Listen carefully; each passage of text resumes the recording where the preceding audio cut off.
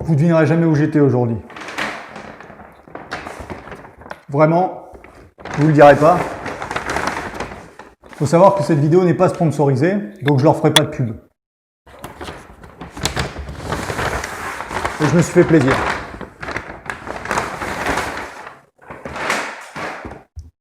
Voilà mon nouveau jouet. Je suis très content de vous le présenter. Il fallait au moins ça. Je devais me rattraper pour les mauvaises qualités de mes premières vidéos. Donc pour le mauvais contenu, je suis désolé, je suis pas encore au point, hein, mais ça va venir, vous inquiétez pas. En attendant, le matériel, j'essaie de faire mon maximum, je suis là, je ralasse, c'est pour moi, c'est cadeau, c'est pas sponsorisé. Ça résonne un peu, j'ai investi, on est dans mon nouveau studio. Je vous montre ça dès que j'avance un peu, parce que là, tout est vide. Ça sera l'objet de la prochaine vidéo. Je vous montre pas tout. Vous avez déjà un petit aperçu.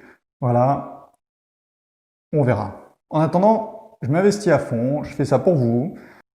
Je fais mon maximum. Je peux pas faire plus. Je fais avec mes moyens et franchement, je prends beaucoup sur ma vie perso pour faire en sorte que la chaîne soit de meilleure qualité. Donc voilà, aujourd'hui, Lumix GH4R. Je suis passé directement au magasin, commander sur internet c'est bien, mais c'est trop long et j'ai pas la patience.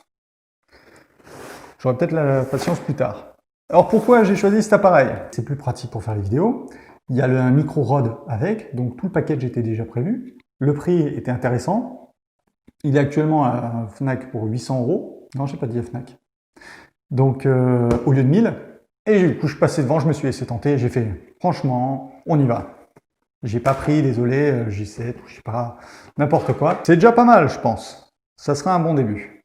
Actuellement, je filme avec une caméra Takara 4K. C'est un modèle comme une GoPro, sauf que ça coûte 70 €. Et ça filme en 4K. Donc c'est plutôt pratique. Je m'en servirai pour des vidéos outdoor. En attendant, la principale, ça sera sûrement celle-là. Je vous le cache pas. Je découvre avec vous. J'ai rien pour couper, forcément, sinon c'est pas drôle. Oui, l'appartement est complètement vide. J'ai amené des gros trucs. Et les bricoles, on verra plus tard.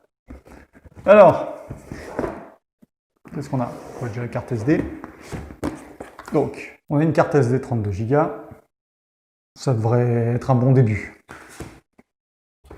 Dedans, un micro Rode. Du coup, avec vous. Il est gros, plutôt gros. Je ne sais pas ce que vous en pensez. Je trouve ça pas mal. On va commencer par ça. Si vous le voulez bien, hein. C'est vous qui décidez après tout. Compliqué, je sais, c'est pas en live. Oh putain, j'ai pas de cutter. On voit que je galère. Ça y est, j'ai réussi à l'ouvrir, enfin. Regardez les boîtes, ça pourrait servir. Dedans, on retrouve donc un petit cordon jack 3.5. Et le micro avec sa bonnette. Donc c'est plutôt pas mal. J'aime bien. Dites-moi dans les commentaires ce que vous en pensez. Qu'est-ce qu'il nous dit sur la boîte? Microphone directionnel de qualité, fonctionnement sans pile, suspension Rycote, lyre intégré. Micro de la gamme Rode, le plus léger avec 73 grammes, sabot pour griffe de caméra avec filtrage 3/8, corps renforcé en ABS, sortie mid jack 3.5, bonnette inclus. Et de l'autre côté, pour le boîtier, un hybride Lumix GH4R, optique Lumix, un 12-60 mm, qui est plutôt classique, f3.5 à 5.6 et micro Rode Video Mic Go, batterie additionnelle et une carte SD 32 Go. Voilà le contenu du pack. On va sortir le micro, comme ça on va l'assembler. On va passer maintenant, qu'est-ce qu'il y a d'autre? Au boîtier. Là, c'est quoi? C'est une boîte vide. C'est une blague. Bon, ils ont mis une boîte vide avec.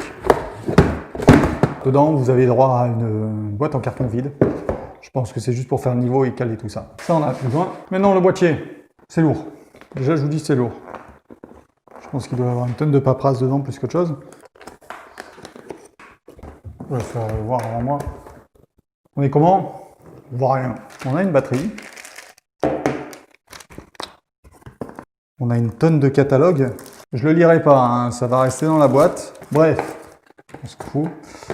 À l'intérieur, on a encore des papiers. C'est mon premier appareil photo numérique de cette gamme-là. On a un, je sais pas comment ça s'appelle, un pare-soleil, comme dans les voitures. Sauf que celui-là, c'est pour les objectifs. Ça, on a pas besoin, on s'en fout. Je vais éviter de le casser, ça serait bien. Donc objectif 12-60, c'est plutôt classique. Tous les appareils photo en général, me semble-t-il, je suis pas un professionnel là-dedans, sont équipés de ce genre d'objectifs de base. Je crois que c'est assez répandu. Dites-moi si je me trompe, c'est pas du tout mon domaine. Alors pas du tout. Une sangle, qui peut être pratique pour en extérieur, pas le faire tomber. Je vous le dis, hein, je vais prendre l'assurance qu'il va tomber. Tomber, c'est sûr, il va tomber. Une prise, c'est américaine, quand vous partez en voyage, standard français, le câble, on s'en fout un peu. Ça, c'est le chargeur. On va le garder pour charger la batterie.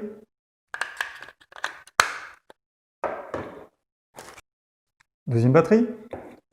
Le câble USB pour brancher l'ordinateur, ça c'est important, parce que sans ça, pas moyen de récupérer comme on veut. Enfin si, vous allez me dire la SD tout ça, mais je peux l'utiliser en webcam.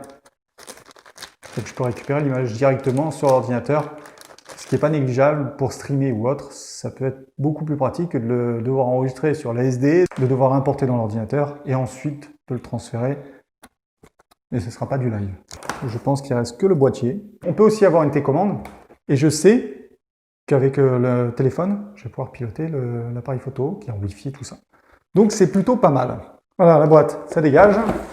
Et donc le boîtier, avec derrière le capteur pour quand vous mettez l'œil qui coupe l'écran et tout ça pour la visée. Chose que j'utiliserai jamais. Qu'est-ce qu'on a?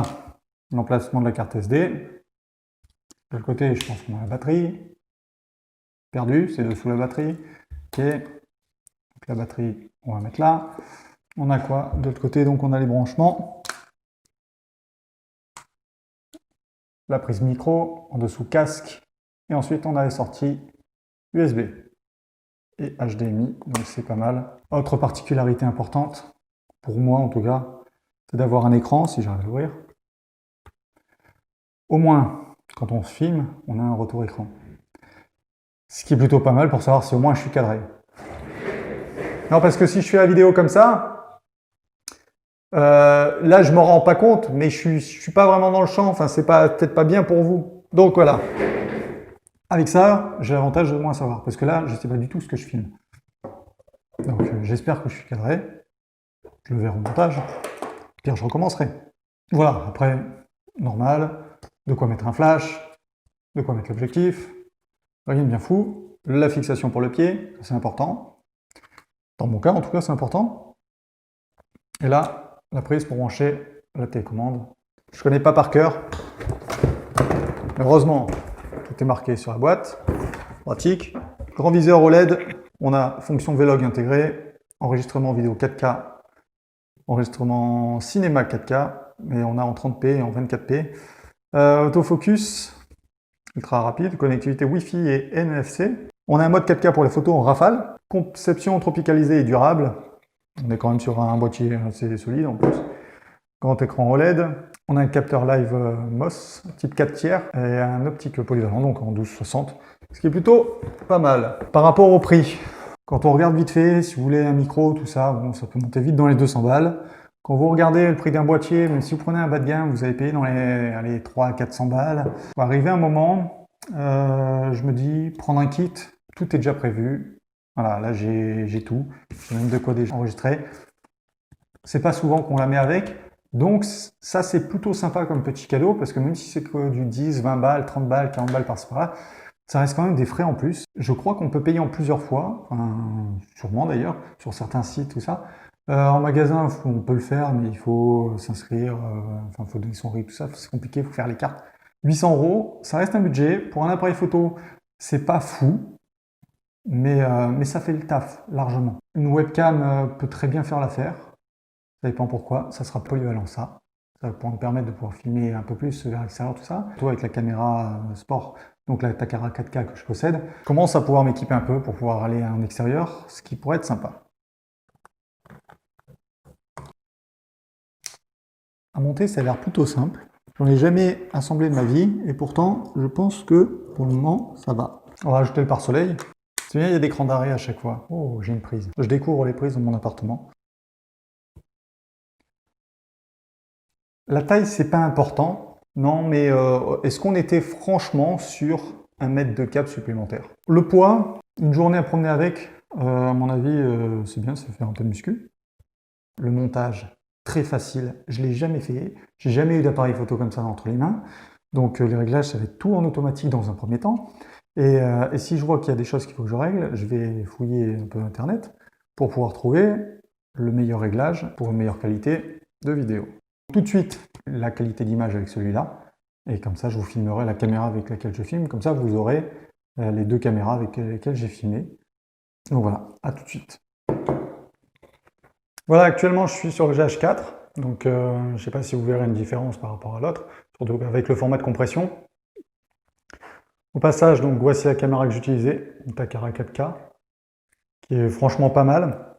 Je me suis rendu compte d'une chose, j'ai pas encore mis l'éclairage comme il faut. J'utilise des dalles LED qui sont juste derrière pour éclairer, en attendant de pouvoir avoir un bon éclairage. Et en fait, le taux de rafraîchissement fait qu'on voit un peu le faisceau lumineux. Rien de bien grave, ça sera arrangé. Pour les réglages du menu, ça a été très facile. Au final, en allumant tout ça, tout a été pris en compte tout seul, ça marche très bien, pas de souci. Facile à prendre en main, même pour un débutant. Pour ceux qui ont regardé cette vidéo, merci. Vous avez pu avoir en avant-première le studio. Il n'est pas encore terminé, mais c'est pas grave, vous avez un petit aperçu. Voilà, j'espère que cette vidéo vous a plu. Si c'est le cas, lâchez un petit pouce bleu, pensez à vous abonner si ce n'est pas encore déjà fait. Et puis je vous dis à bientôt. Allez, ciao!